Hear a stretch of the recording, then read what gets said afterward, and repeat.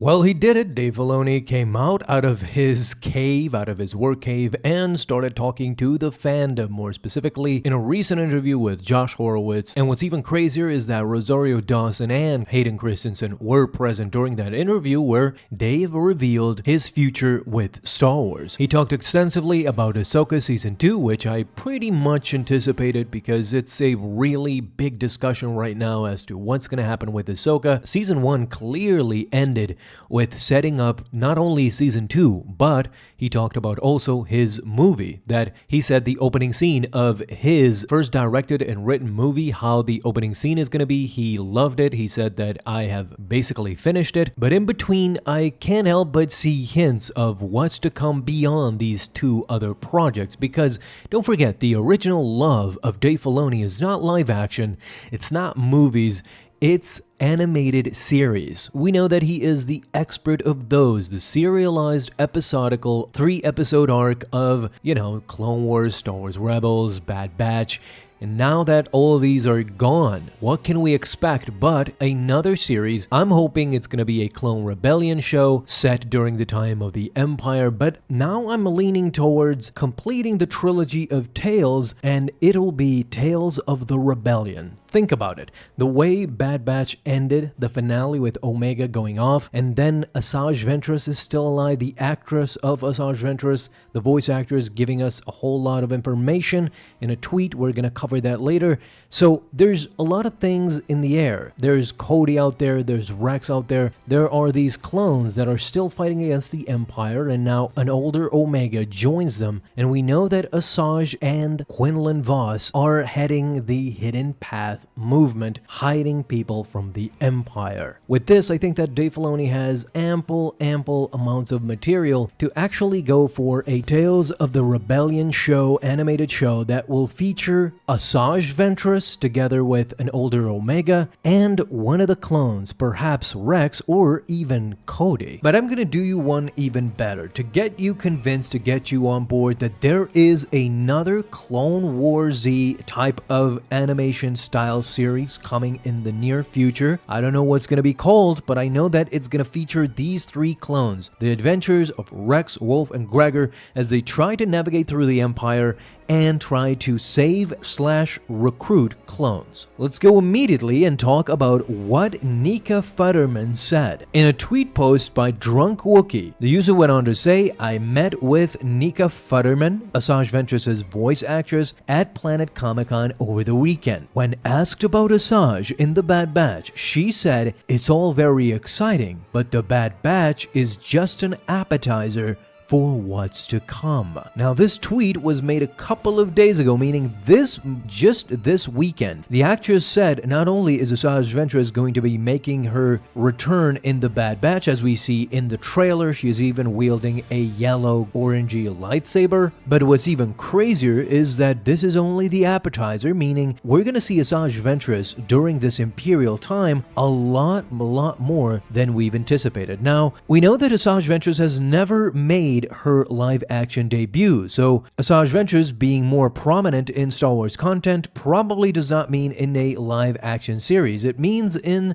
this form, in the animated version, which means that there's going to be another animated show after the Bad Batch, a serial one, not like Tales of the Jedi, because Tales of the Jedi are mostly one-off stories that show us a more in-depth for some relevant character here and there. Not saying that there isn't a Asajj Ventress episode in the near future in the Tales of the Jedi, but she said that this is just an appetizer for what's to come, meaning that even if she appears in Tales of the Jedi, it still doesn't give us the full story of Asajj Ventress, meaning that we might not only see Asajj. Do you realize that we might also get Quinlan Vos in animated version? He appeared in the Clone Wars series, so he might reappear again during Imperial times. In canon, we still don't know what has happened to Quinlan Vos. As you can see, even in canon, there are many Jedi survivors that went off to escape the Empire after Order 66 and went into hiding. This clearly means that something is brewing inside the Star Wars animated division, especially headed by Dave Filoni. He is now the expert leading up to the Bad Batch. He was in charge together with George Lucas during the Clone Wars era. He directed Star Wars Rebels and wrote for that series, so he knows exactly how Gregor, Rex, and Wolf ended up where they ended up. While Rex may be helping rogue clones and mustering his brothers to fight against the Empire, we know how essentially the story is going to end. It's going to end in a sad, dire note, but who's to say there aren't great adventures in the midst? Again, it would just be the most insane scene ever, the biggest drama you've ever seen in Star Wars if Rex confronts Darth Vader. If the two of them end up against one another and Darth Vader refuses to fight Rex, knowing fully well who he really is, and maybe even revealing somehow the identity of his true self, that he is in fact his old General Skywalker. Again, in canon, there's a lot of things that haven't happened yet.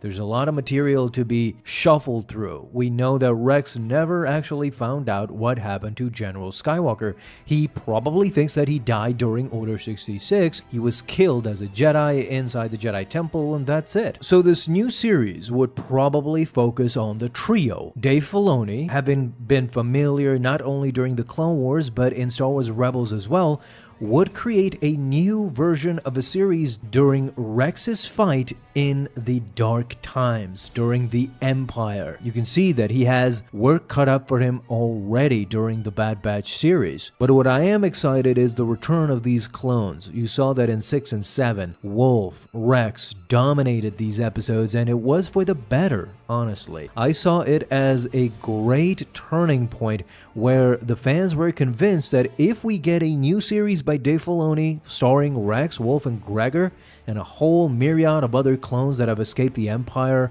and are now fighting, basically laying the grounding foundation for the future rebellion, for the future Rebel Alliance, then that would be just phenomenal. Dave Filoni is already in charge of all of this. He would be a natural to continue a new series with these clones. And I know what you're going to say, well, Wolf is not yet turned. Well, you saw clear hopes of Wolf slowly getting turned in episode 7. First of all, he immediately, when he learns that clones have been involved in the scuffle, he says these are not insurgents, these are clones. In fact, Wolf had thought that most of the people he knew, Rex, Cody, and all of these, had died during Order 66. And you see him during the episode, he's slowly turning against the Empire even though he doesn't already know it. He doesn't call these guys insurgents, he calls them fellow clones. Then he goes on to confront Rex eye to eye, but he can't do it. Appealing to Wolf, Rex begs his brother to open his eyes and see the truth